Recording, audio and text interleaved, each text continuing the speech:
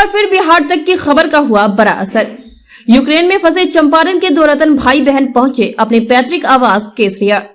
Medical की पढ़ाई के लिए यूक्रेन के ओडिशा व खरकीव में रहते थे विशाखा व वैभव। यूक्रेन व रूस के महासंग्राम में बुरी तरह फंसे थे दोनों भाई बहन। भारतीय राजदूतावास पर छात्रों के साथ अनदेखी करने का लगाया आरोप। खाने पीने व चैन की सांस लेने को तरस गए थे दोनों भाई बहन। बकाल विशाखा अब भी 400 से अधिक छात्र छात्राएं हैं यूक्रेन में फंसे हुए। एडवाइजरी को नजरअंदाज करना पड़ा महंगा। दोनों भाई बहन ने बताया यूक्रेन की तबाही का आंखों देखा हाल। अपने दो अनमोल रत्नों को सकुशल देख फूट फूट कर रोने लगे माँ बाप। परिजनों ने सरकार से बाकी बचे छात्रों को जल्द से जल्द वतन वापसी करवाने की लगाई गुहार। भाई बहन से मिलने वालों का लगा तांता। स्थानीय विधायक से लेकर आमजन मिलने पहुंचे, दिया सकुशल वापसी पर बधाई व शुभकामनाएं।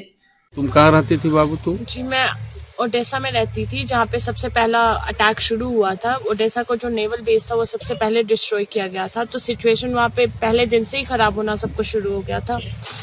सुबह उठे हम लोग तो मुझे कॉल्स आने शुरू हो गए कि उनकी तरफ भी आवाज आ रही है एक्सप्लोजन्स की। तो हम लोग सब लोग मतलब वहाँ पे बहुत ज्यादा तब तक, जो कि शॉप्स वगैरह 8 बजे खुलती थी, उस दिन पहले खुलकर ही लोग जो है वो खाने पीने की दुकान के आगे लाइन लगाना शुरू कर दिया। उन्होंने जो भी खाना पीना था सब स्टॉक करने लग गए, क्योंकि हमें पता था कि कुछ देर बाद कुछ भी नहीं मिलने वाला अगर सिचुएशन खराब हुआ तो हमने भी कुछ दिनों का स्टॉक रखा। हमने कोशिश किया कि कुछ कैश विड्रॉ कर सके, तो एटीएम्स के आगे बहुत लंबी लाइन थी, जो वहाँ पे हम चाहकर भी पैसे विड्रॉ नहीं कर पाए। फिर हम वापस घर लौटे तो कंटिन्यूअस 2-3 दिन तक हम एम्बेसी को कांटेक्ट करने की कोशिश करते रहे। मैंने 3 दिन तक, मुझे लगता है मेरी कोई बात ही नहीं हुई। फिर मेरे एक दोस्त ने कॉल लगाया था, वो भी काफी दिनों से कोशिश कर रहा था, तो फाइनली एक कॉल लगा उनसे और बात हुई। तो उन्होंने हमें कोई क्लियर इंस्ट्रक्शन नहीं दिया। उन्होंने हमें डायरेक्टली बोला कि आप जहाँ हो आपको वहीं रहना है। तो हमने उनकी बात मान ली, हम और 2 दिन वहां रह गए। बट फिर प्रॉब्लम होना शुरू हो गया, क्योंकि हमारे पास खाने पीने का स्टॉक नहीं था, हमें कोई क्लियर गाइडेंस नहीं मिल रहा था, तो हम वहाँ फंसे हुए ही रह जाते अगर। फिर हमें पता चला कि बहुत से लोग जो थे स्टूडेंट्स ओडेसा में वो ऑलरेडी निकल चुके हैं। हमें फिर और प्रॉब्लम फेस करना पड़ा कि बस वगैरह जो थी वो मनमाना पैसा मांग रहे थे लोग। जैसे एक बस है वो मांग रहे थे सीधे $7,000 निकालने का। तो हमने सोचा कि कुछ बच्चे होते तो हम सब मिल बांट के थोड़ा बहुत कम में निकल जाते, बट वो भी बहुत ज्यादा पड़ रहा था हम सब पे। ये सारी सिचुएशन हमने खुद बस अरेंज किया, सब कुछ किया। एम्बेसी से वहाँ से कैसे आप लोग निकले? मैंने तो खुद, हमने पहले कैब बुक करने की कोशिश की, बट कैब हो नहीं पाया। तो हमने फिर एक जो थे सीनियर वो निकले थे, तो उन्होंने हमें एक नंबर दिया कि वो जो थे एक अरबी थे जो कि कैब्स अरेंज करते थे। उन्होंने हमें बोला कि एक बस निकल रही है जिसमें अरब स्टूडेंट्स थे, तो हम उनके साथ निकले थे। तो बेसिकली हम जब उनके साथ उनके बस में गए तो वहां से हम एक इस्माइल बॉर्डर पे पहुंचे थे। बस में इंडियन झंडा लगाकर वहाँ से निकला था बच्चे लोग? क्या बहुत सारे स्टूडेंट्स निकले थे झंडे निकाल कर, झंडे लगाकर, बट हमारी जो बस थी वो अरब स्टूडेंट्स की थी, तो हमारे बस पे हमने झंडे नहीं लगाए थे। बट हाँ, बहुत बच्चों की हेल्प हुई है। सिर्फ वहाँ पे कोई अगर हमारा मदद करने वाला था तो वो था इंडियन फ्लैग, क्योंकि इंडियन फ्लैग देखकर कोई किसी स्टूडेंट को रोक टोक नहीं कर रहा था, ना कि हमारी गवर्नमेंट की वजह से या फिर एम्बेसी की वजह से। बच्चे जो है वो निकले, हम बॉर्डर तक पहुंचे। वहाँ पे यूक्रेनियन आर्मी, मेरे फ्रेंड्स का सपोर्ट, उन्होंने लड़कियों को थोड़ा सा वो पास दे रहे थे कि ठीक है आप निकलो। उन्होंने मुझे बोला निकलने, बट वो मेरे युद्ध जब हुआ उस समय तुम कहाँ था? जब शुरू हुआ तो वो सुबह 5 बजे था, तो उस वक्त मैं सो रहा था। और जब वो मतलब पहला वो फूटा तो फिर हम लोगों का नींद उससे खुला। पहले लगा कि ठीक है, मतलब वो कहीं कुछ पटाखा वगैरह बजा होगा। फिर अचानक से वाइब्रेशन आने लगा। जब वाइब्रेशन आने लगा तो फिर लगा हम लोग को कि कुछ हो सकता है। फिर इसके बाद न्यूज आया कि ओडिशा में भी हुआ है और कीव में भी हुआ है। फिर ये कंफर्म हुआ कि मतलब रसिया अटैक किया हुआ है यूक्रेन पे।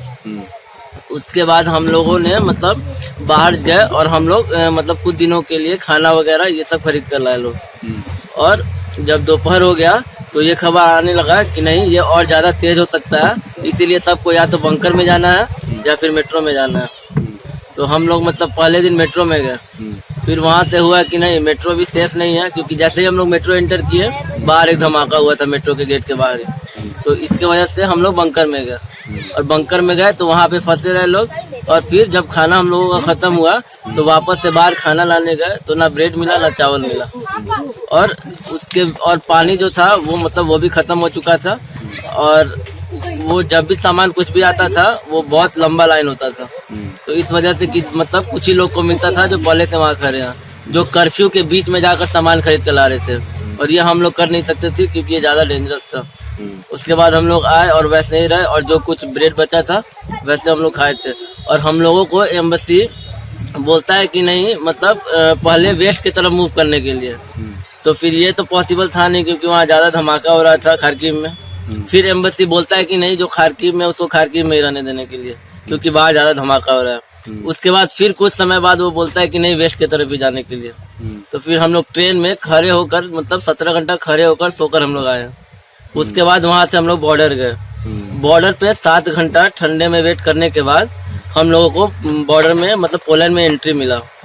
उसके बाद वहाँ पे भी जो हम लोग बॉर्डर पहुँचे आप? पोलैंड के बॉर्डर पे। अच्छा। और वहाँ पे जो हम लोगों की एम्बेसी के लोग थे वहाँ पे भी वो लोग एक्टिव नहीं थे। जब हम लोग एयरपोर्ट से बाहर निकल गए फिर से अपने ये पे, तो उसके बाद वो लोग आए और उसके बाद से वहाँ से वो एक्टिव हुए।